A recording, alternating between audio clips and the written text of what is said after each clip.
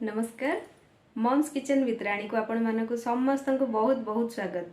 मो रेसिपी गुड़ाक आपण मानक भल लगे लाइक शेयर सब्सक्राइब करने भूलें। तेरे चलतु देखा आज रेसिपी। पियाज चटनी बनवाई स्टाउ ऑन करी कढ़ाई बसईदेवा से देदेवा 1 टेबुल स्पून तेल। तेल गरम है एड करवा 1 टेबुल स्पून बिरी डाली आपको एवं हाल्का 1 मिनिट भाजीदेवा। देखते ये भजा हो गला ए पियाज ऐड करवा।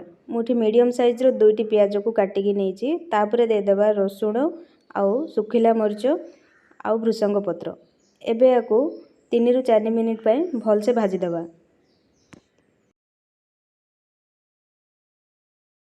देखंतु पियाज एबे भजा हो गला एथिरे एबे ऐड करवा नड़िया। नड़िया मु हाफ कप नहीं आको एबे भल से मिसईदेवा 1 मिनिट। एबे स्टाव ऑफ करदेवा आपको एबे ठंडा हवा को दबा। पियाज और नड़िया ठंडा हला परे गोटे मिक्सर जार को ट्रांसफर करदेवा। एथिरे देदेवा स्वाद अनुसार लुण आउ अल्प पानी।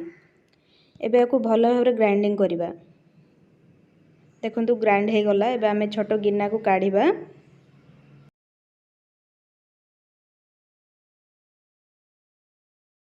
एथिरे एबे हाफ कप पानी ऐड करवा।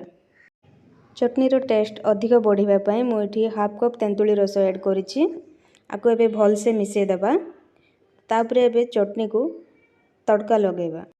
तेल गरम होला पर एथिरे हाफ टी स्पून बिरी डाली पकेबा। तापर सोरिष हाफ टी स्पून आउ भृसंग पत्र किछि आउ गोटे सुखिला मरीच पकेकी आपको हल्का भाजीदेवा।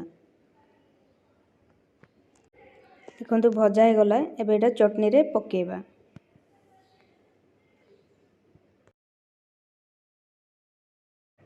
देखंतु रेडी हो गला पियाज चटनी बा अनियन चटनी। एटा आपण इडली डोसा बरा संगे खाई परिबे। आज वीडियो आपण मानकु केमती लागिला निश्चय कमेंट द्वारा जणाइबे। जदि वीडियो भल लागिला लाइक शेयर सब्सक्राइब करबा भूलिबेनी। रहिली नमस्कार।